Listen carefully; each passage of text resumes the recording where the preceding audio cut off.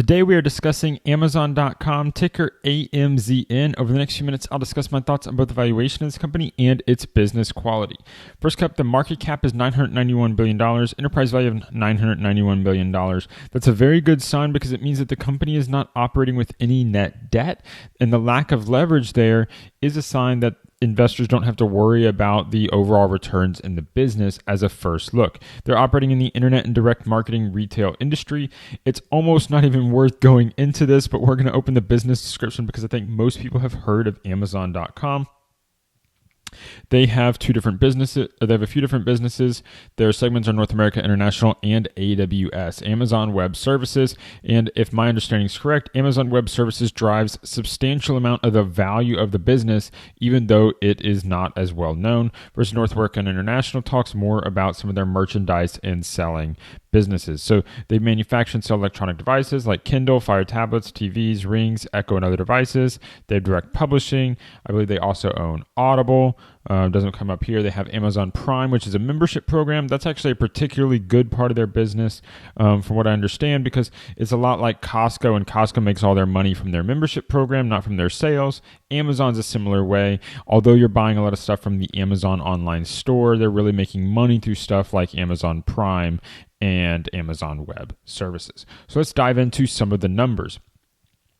Now, the first thing that you can see when you look at this return on invested capital chart right here is that they've done pretty well making money most years, but they do have 3 years of losses. And they lost money in 2002. Of course, that was during more of their startup phase, still coming out of the 2000 bubble recession. So we can kind of ignore that. And if you look just from 2003 to 2021, you see that they made money in 18 out of the last 20 years, especially because we know they made money in 2022.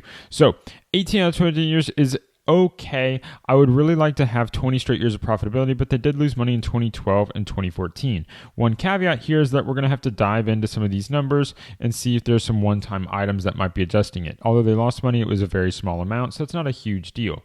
Likewise, since 2014, they've been steadily improving their business. One aspect of this is I think it's in this time frame that Amazon Web Services really started to drive and grow, and so you see these increasing returns on invested capital. The important thing to always remember with an investment like this is what matters is not the past but the future. The reason we look at the past is try to get a good understanding of the future. And what we can see is over the last 10 years, you've had a steadily improving business. And over the last few years, you're at this 14, 11, 14, 15% range for return on invested capital. That's important because when we go to the 10-year median returns here, we see 6.8%. 6.8% is too low for me. I really want to achieve a 10% plus return on invested capital, which we have done every year since 2018. And I'd like to achieve a return on equity of 15% plus, which you would also be doing since 2018 with the way that these numbers are playing out and the sum of the leverage that you see here going from a 6.8% return on invested capital to a 13.7% return on equity. I like where the business is now and going forward, and so some of this past doesn't matter as much. I mean, why do I ignore 2002? Because the business is so much different today than it is then. You didn't have Amazon Web Services driving their business. You didn't really have Amazon Prime driving their business then, so it doesn't really help us. Likewise, I don't want to take a lot of credit for 2004 where you had this 46% return on invested capital because for 10 years after that, you had a steadily declining business. What we need to think about is going forward, and we can see the current trend has been a steadily improving business model, and that's a very good sign. So although these 10-year median returns are lower than what I would normally like, 10% here, 15% here, that doesn't stop it from being considered for my watch list because of what the recent years have done and this slowly improving trend that we see. Now you do see they have low 10-year median margins. This is a little bit tough because you're seeing that they're going to have to combine their low margin web selling business with their high margin Amazon Web Services business, and so those are going to be mixed in together. Now, the other concern that I do have though is your price to equity here, or price to earnings ratio of 87 is just extremely high. So I have some concerns that maybe the business is overvalued, but we're going to do some additional analysis on the earnings per share to see if this is some one-time items playing into that. Where this company gets exciting is when you combine these recent returns, again, 15%, let's call it 15% return on invested capital, with these sorts of growth rates, 25% revenue growth, 32% asset growth, 47% EPS growth. When you can grow at 47% EPS, and you can do that over the course of a decade, you can pay a very high price like this and still end up with market beating returns. And that's what we're looking for, is our market beating returns. So the growth potential here in this business is what's really going to drive us to be accepting of a relatively high valuation when you start getting into these growth rates. I'm excited when I get growth rates of 10, 15, 20%. Once you get over 20% and you start talking 30, 40, 50%, then you're at a whole nother level of hyper growth. And that hyper growth can really drive returns as long as the business is managed well. One thing we can see as well that I want to touch on is this gross profit. You see this gross profit 10-year median returns here is 10%. You started out the decade at 2012 with 6.8% returns. Again, that was when you lost money. You've now grown the gross profit to 14.1% over the course of the last decade. That's a huge deal because it means that you've turned this revenue growth of 20%, 30% a year into this massive EPS growth because you have some operating leverage. That operating leverage is happening not just on the gross margin line, where you've gone from 6.8 to 14%. You've also seen it on the operating margin line, going from 1.1% to 5%. That's a 5x increase in your operating profit margin, which means when you combine that with your rapid revenue growth, you get amazing EPS growth. That's what you see there. So even though you lost money, lost 1 penny in 2012, you lost 3 pennies in 2014, this is almost immaterial when you start talking about in recent years earning $2, $3 per share. It just completely masks that bad history. So we really don't need to worry about those years and what was going on there, because you see those recent results. Again, I touched on 14 to 15% return on invested capital here is turning into these 25% plus return on equity numbers. And that's a very important number, because what you need to be careful of is you're going to have to grow with debt if you're growing your revenue much faster than your return on equity. And so when you just look at these 10-year CAGRs and 10-year median returns, that's what it looks like. You're going to be growing with debt. You're going to be growing with bringing on new shares. But with recent performance, your return on equity is starting to exceed your revenue growth rate, which means the business is being set up for self-funding potentially in the future, and the business starts to get a lot more exciting. You see the operating profit as well just exploding, again, $24 billion.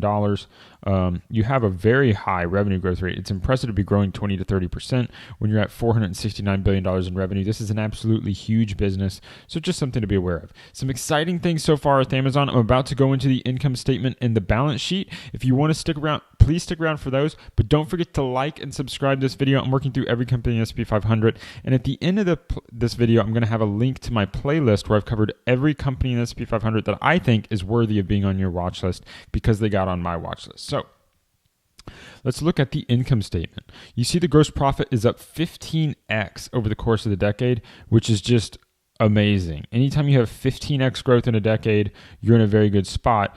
Operating profit is doing even better than that. It looks like operating profit, I'm going to do some quick and dirty math, is up like 40x over the course of a decade. And again, that's that operating leverage. Operating leverage is key. That's why I'm saying it multiple times, because that's one of the things I look for a lot in my process to get outstanding returns. Good revenue growth is important. Double-digit growth in revenue is important. But when you can turn 10% revenue growth into 15% operating profit growth, or 15% gross profit growth and 20% operating profit growth, that's how you get those really market-beating returns. And what we've seen even here is they're turning 25% revenue growth into almost 50% profit growth, which is just amazing. Now, you can't continue operating leverage forever, but when you buy at those right inflection points, or even just a little bit past the inflection point, like we can see you've started to turn a really good number, then that makes you a better outlook for the future in being able to predict it. Now, one of the things I like to see here as well when I go down is you see these shares outstanding. They've grown about 10% over the course of the last decade. You've gone from 9 billion shares outstanding to 10 billion shares outstanding. That is a dilution rate that's going to basically dilute you about 1% a year.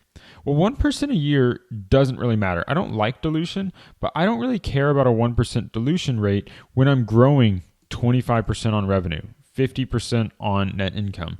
A lot of companies, your dilution rate of 1, 2, 3% matters, but when you have such hyper growth, the dilution really doesn't matter, and so I'm a lot less concerned about that.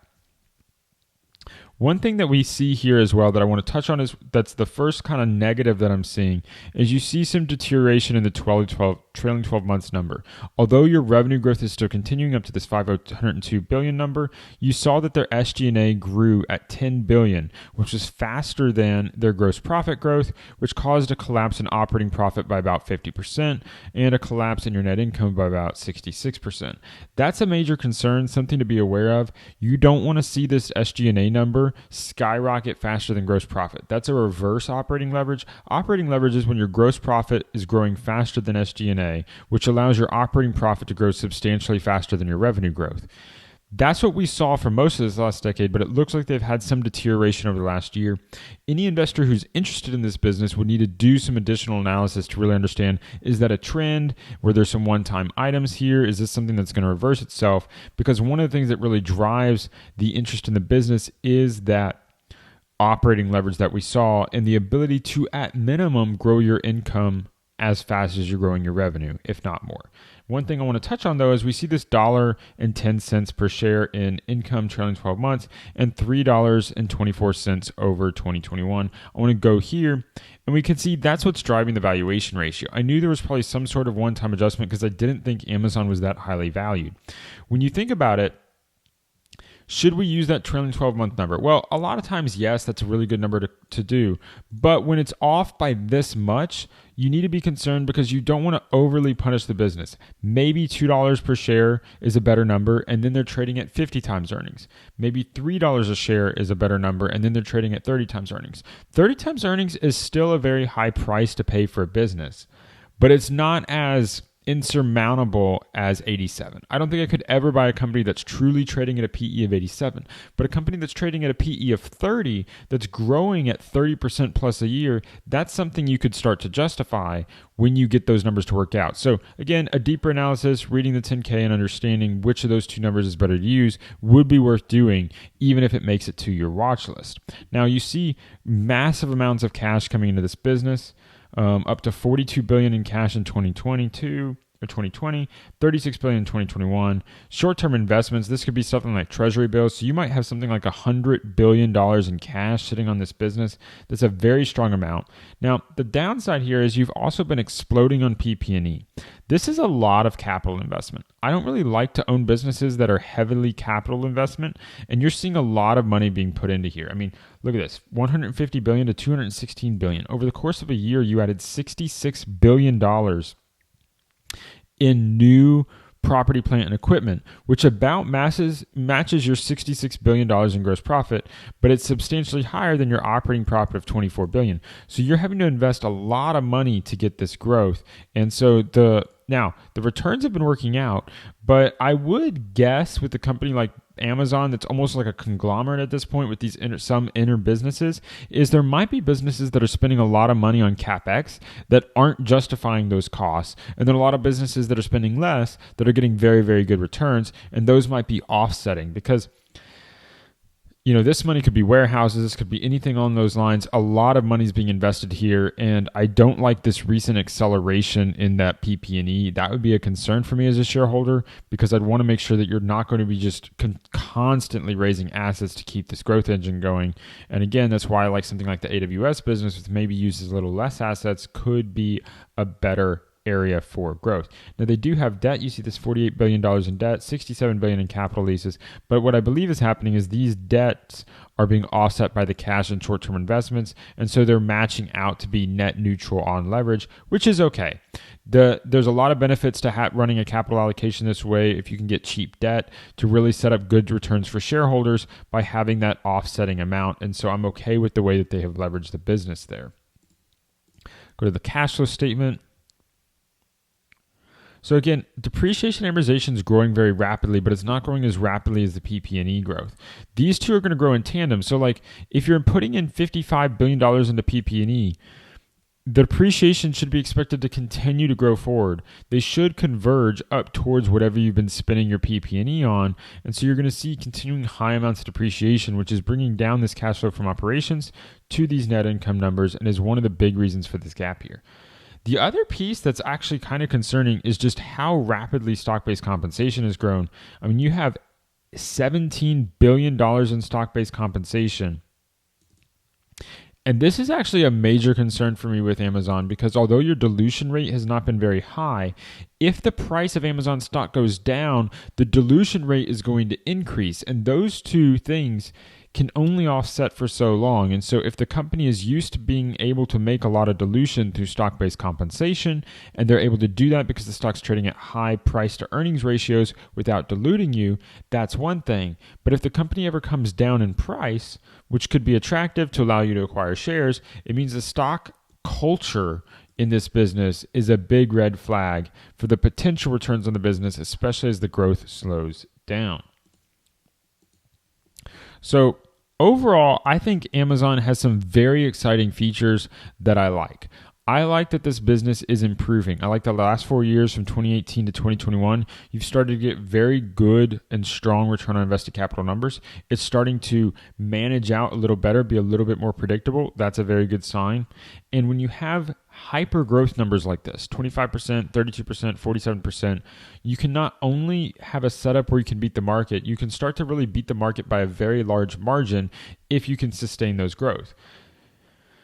I also have some concerns, though, that kind of offset some of that, is that this growth probably can't be repeated. It's unlikely you're going to continue to grow at 25% a year for another decade because that would require your revenue to go into the multiple trillions of dollars by the end of 2032, and that's a very different situation. The second piece is you have had operating leverage here, but it looks like they're starting to run into a threshold where the operating leverage stops taking place. That would be a concern for me. And then although you're trading at a high price, it's not nearly as high as this. You're in that 30 range based upon your 2021 numbers.